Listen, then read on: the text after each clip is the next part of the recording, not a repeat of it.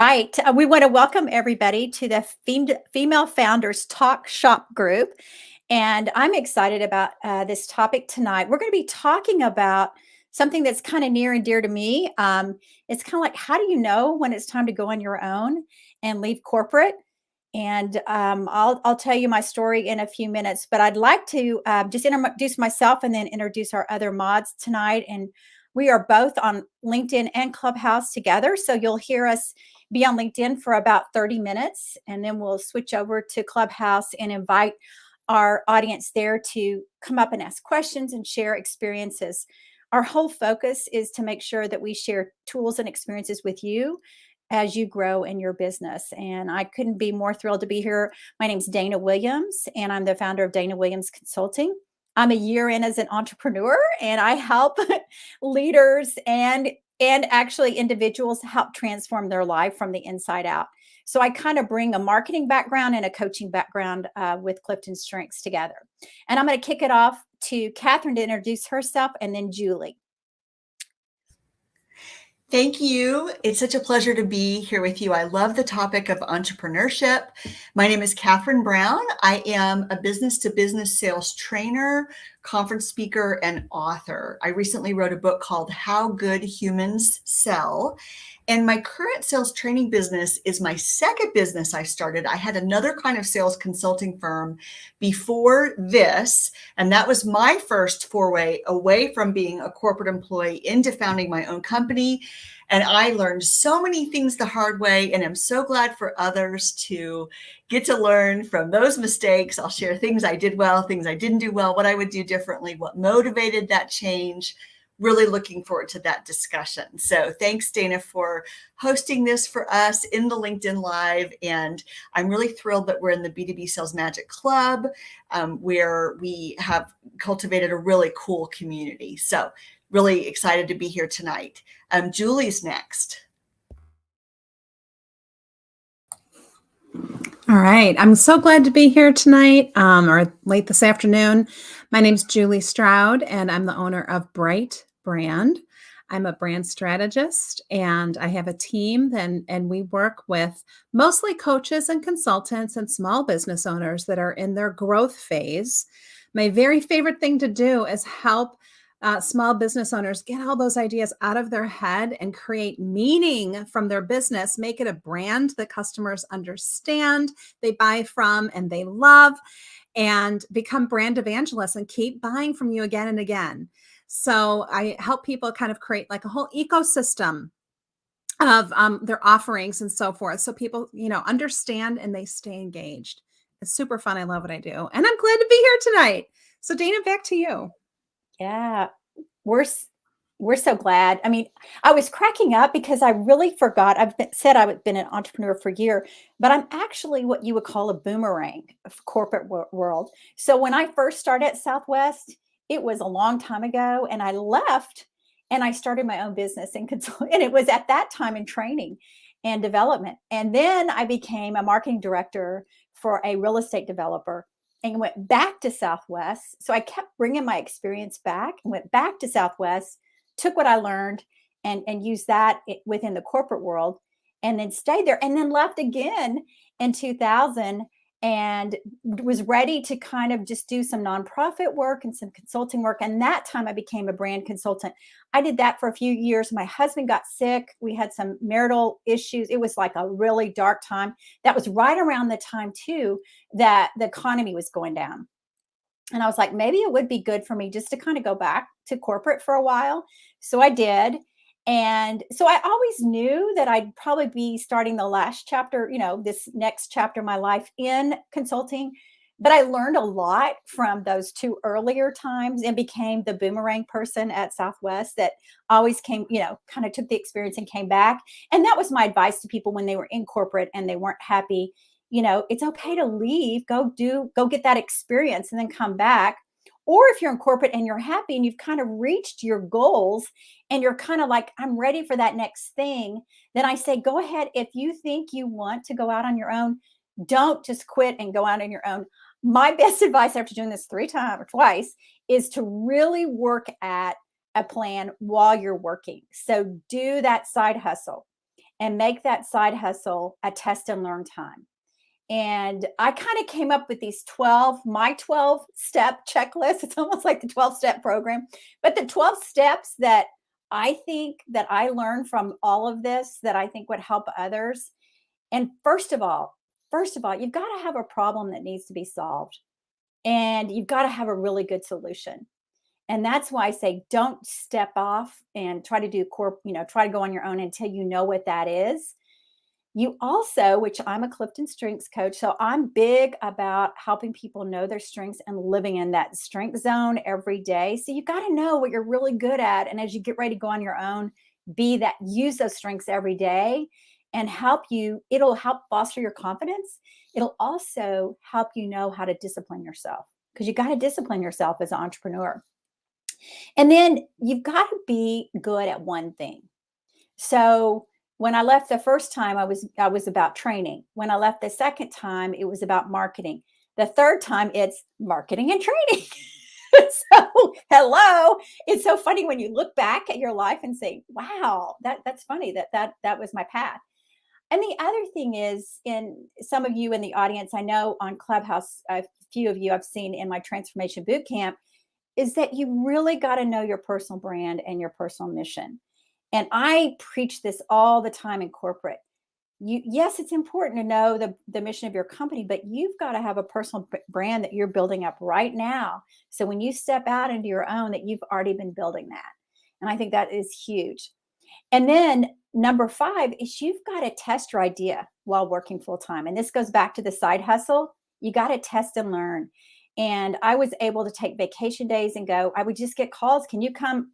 People that I had worked with at Southwest that left and were at other companies. They said, can you come work with us? And I'm like, well, yeah, I guess I can take some vacation days and go test this out. And I did. And I did that for about 2 or 3 years. And then the other thing is know you're going to take risk, and you have to take risk. And I'm interested to see what Catherine and Julie think about this, because as entrepreneurs, and also when we get into Clubhouse with Liz, I mean, it is risk taking, and you got to be outside your comfort zone. All I can think about is that fearlessness. You just got to have that fearlessness, but just keep showing up and just be consistent. And that was one thing I really learned. And then the other thing, number 7, is you will want to love to learn, because entrepreneurship is 50% learning and 50% implementing what you've learned. So I met Catherine and Julie and Liz through StoryBrand, which I knew corporate marketing is different from entrepreneurial marketing. And being in StoryBrand helped me learn that and helped me get connected with a whole network of people. And I got involved with StoryBrand before I left Southwest as a marketing leader. So that was really helpful. And then number 8, you've got to have a business model. So many people don't think about this. And I focused on, there's 3 things that you want to focus on. It's price, customer service, and value. And I focus on customer service and value. And that's how I built my business model. And I grew up building business models at Southwest. And that has been kind of my focus when I say yes to something, when I say no to something. Is it bringing value? Is it customer centric? If it's not, we're not doing it. If it's too expensive, I want to make sure that we're focused on that. And then number 9 is, when you're doing your testing and learning, you want to be building these customer friendships, and you want to be building some testimonials. So when I launched my business, I already had testimonials of people I'd already worked with 3 years before I even left. And it was great because I just said, hey, would you mind giving a testimonial? So that was huge. And then number 10 is, you need to have resources to support you. And I'm not talking about just financial. I'm talking about the 5 areas of well-being. So financial, physical, social, your career well-being, and also knowing that you have a community around you. These ladies are a part of my community. Clubhouse is a part of my community. And I think that's huge when you leave corporate, because you leave from working in teams, all of a sudden you're by yourself. So how do you build that community? And that's why it's an important part of well-being. And then number 11 is, you've got to have, and Catherine's heard me talk about this, is create your own personal board of directors. So these are people that you don't pay, that are experts in different areas that you'll need throughout your launching of your business. that you can call on, and you just ask them to be an advisor to you. And it's like an honor, I think, when you get asked and you treat it that way. But they're the ones that are going to tell you the truth, say, you wouldn't be doing that. This is what I would do. People that are experienced, people that are ahead of you. And then number 12 is you have to know, and this is probably Catherine's sweet spot, how to network and build partnerships, because you can go further together with a team than you can by yourself. And make sure you're in a network of people that are encouraging you, and get rid of those toxic people so that you can live out your dreams. And you don't want people that are going to tell you, oh, you can't do that. My mother still asks me now, what do you do? So I think there are people that try to they don't understand what it is, and you've got to get yourself in that area. So I wanted to go through those really quick. And now I want to toss it over to Catherine and Julie, and we'll also talk to Liz about what is it that from that list of 12 that really spoke to you, or if there's another item that wasn't in the 12 that you would like to bring up to the team as we have entrepreneurs or future entrepreneurs on our call tonight. And before you do that, Catherine, I want to remind people they can come in the chat and write on either on LinkedIn on the comments, and we can see their comments and we can respond. And then, of course, when we get in Clubhouse, they can raise their hand. So I'll kick it off to you, Catherine. Thanks, Dana. So quick reset for Clubhouse. We will go about 10 more minutes. We'll probably then start to do a call for inviting people to come up and get in line to speak. We are doing a little bit of teaching and presenting first, and then we do welcome to have your contributions and questions about this. And so we'll take Clubhouse to the top of the hour. Dana, that was such a good list. I've never heard your 12 item list before. And so I have only a couple of things to add. I think what I did well from your list is I knew of a need. So my first company, when I left a corporate sales position, I sold enterprise software and consulting services. I'd been a corporate recruiter. I'd also been a professional cold caller employee for a consulting firm. And when I struck out on my own, I knew people do not like to cold call, and I can find people who will pay me to do this for them. That's about the extent of my vision. I had a certain amount of money I had to make, and I knew I had a skill that was very unique. And I did have my first 2 clients lined up. So I did make sure that I had something to start with. And this is funny, you guys, this is going way back, but this is when like the client stuff was hardly in the cloud. So for me to cold call and see their CRM, which was sitting on the server, they had to ship me a laptop. And so I had to put in another phone line into my house, and they'd ship a laptop, and I'd go out through the VPN, dialing out onto their network, and I would cold call as an employee and enter notes into their server-based CRM. It's just funny now to see how much has changed. But that is one of the only things I did on your list, Dana. Like I didn't do very many things. And the figuring out of the brand and who is Catherine and getting the right support, all that came by trial and error later. 2 resources I'll suggest with the time I have here, 2 things I did really well that I would still 20 years later commend to anyone, because the books are still available, is in the first year I read The E-Myth, and I became convinced, Michael Gerber's E-Myth, E-MYTH, and I knew that I would want to hire people to help me with something someday. And his whole proposition is you got to work on the business and not just in it. And along with that, there was a second book that was called How to Make Your Business Run Without You. And I can't even remember the author. I'll have to find it so we can put it in the show notes. But it was called How to Make Your Business Run Without You. And it was the same idea where he basically said, act like you're going to license or franchise, which you might never do. But if you do that, you'll write down all your standard operating procedures. And if you don't know your standard operating procedures, it will make you make them. And this enabled me to hire my first contractors, which for me was to hire other people to do the calling, and then I project manage them. So that's how I started to scale and grow. And I took that business at one point at the height. I had about 20 part-time contractors working for me on calling projects. So it got to be a pretty nice size. And I did have a training manual and some basic steps for people and things like that, because I had followed some of that early advice of trying to standardize things so that I could begin to lead eventually and not be only working in my business, which if a person wants to do that, by the way, that's a personal choice, right? We're not saying you have to have $5 million, or $50 million a year revenue goals. If you do, you're going to need other people.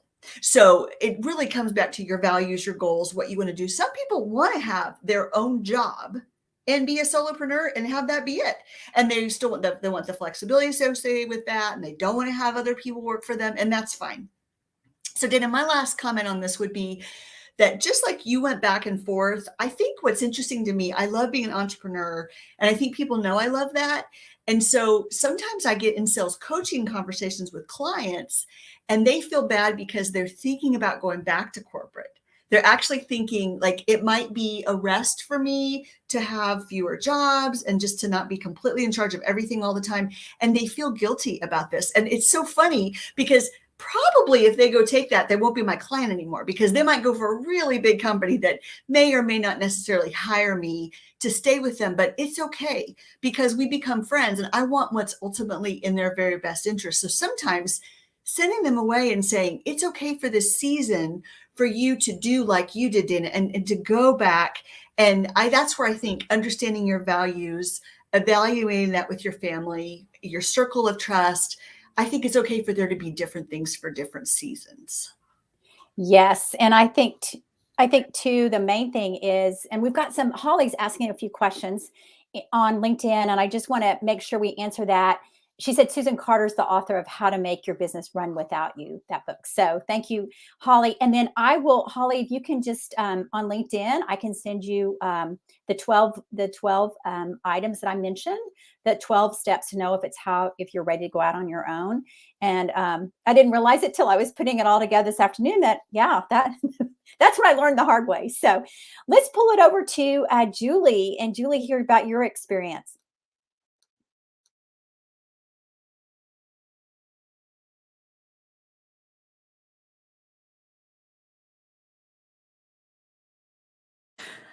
All right. So, yeah, a lot of good things shared. I have little to add, but a few things. Later this year will be 25 years ago that I left my corporate job. I used to work in training and development. And when I was expecting our first son, I really was unsure if I could put him in daycare. And my mother had to have help for me. My dad passed away when I was 7. And somewhere deep in my heart, I was not able to verbalize it in my late 20s when I was expecting our first son. But something just inside, it just kept kind of catching my heart. Like, I just don't know if I could do it. And later on, I discovered it was because I just really wanted something different for my kids than the way that I was raised. So anyhow, 25 years later, here I am still working for myself. It's been, some highs and lows over the years, and I've done some different things over the years. And family situations kind of ebb and flow over the years as well. But I can tell you something.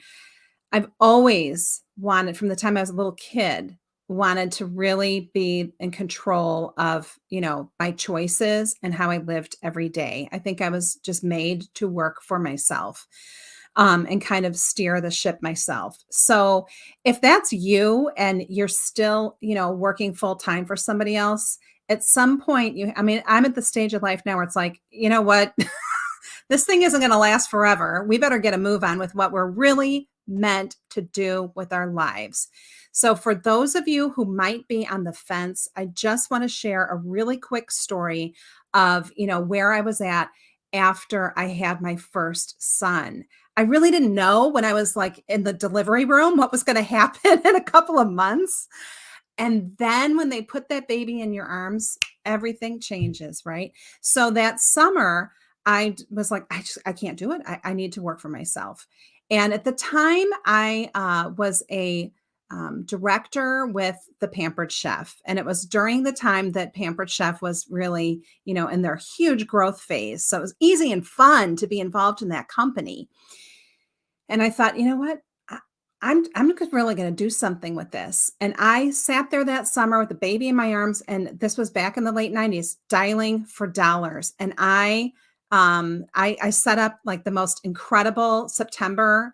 I'd never sold that before. And so when I had a bunch of events on my calendar, that's when I had the confidence to call my boss and say, thank you, but I'm going to, be a stay-at-home mom. And so that very first month when I didn't have a paycheck and I was fully, providing the match that we needed, I sold more than I ever had in my life. And I sold as much as what my paycheck would have been with my full-time job. And so that was a very confirming thing for me. And from that point forward, I was getting promotions and all the things that they give you in a sales job, all the incentives. So anyhow, it kind of proved to myself and to my husband, like, okay, I think we can do this. So two other things I'll say now that, he's deceased. I'm a widowed mom with 3 young adults, 2 in college this year. So here's what I found is 2 things. You really need to have resources like Dana spoke of, of course, the social and, friendships and all of that. And I get so much out of the Story Brand Guide community too. Wow. That's been incredible for me personally and professionally. I'm an advocate of Profit First by Mike Michalowicz. I suggest everybody reads that book and adopts that plan or something very similar. It provides the continuity financially that you need to, be the sole provider, and when you're especially your own business person too. And I also follow Dave Ramsey as well. There's nothing like having the cushion that you need, because there's nothing worse than being desperate for, to close a contract. You can't really have that and be productive in your own business. So those are 2 other things I would add. And I just wanted to share that story with you. It's an old story from quite a while ago, very different kind of business. But once you decide that, this is my life and I got to do what I got to do, you will rise to the occasion. You can do it.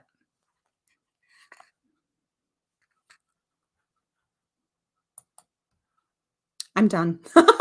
You got it, Dana?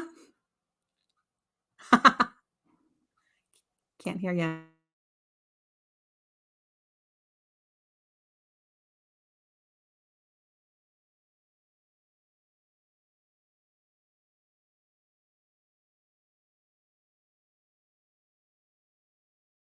Well, shall we bring somebody up to join us? Yeah, let's let Liz, are you free to jump in? Yes, I am. Hi, I'm Liz. Dana, what a great share with those 12 points. I have not had a corporate job. I definitely have been an entrepreneur since I was 5 years old, and I picked out the baby pumpkins from my mom's garden and I went and sold them door to door. I have no clue how I learned how to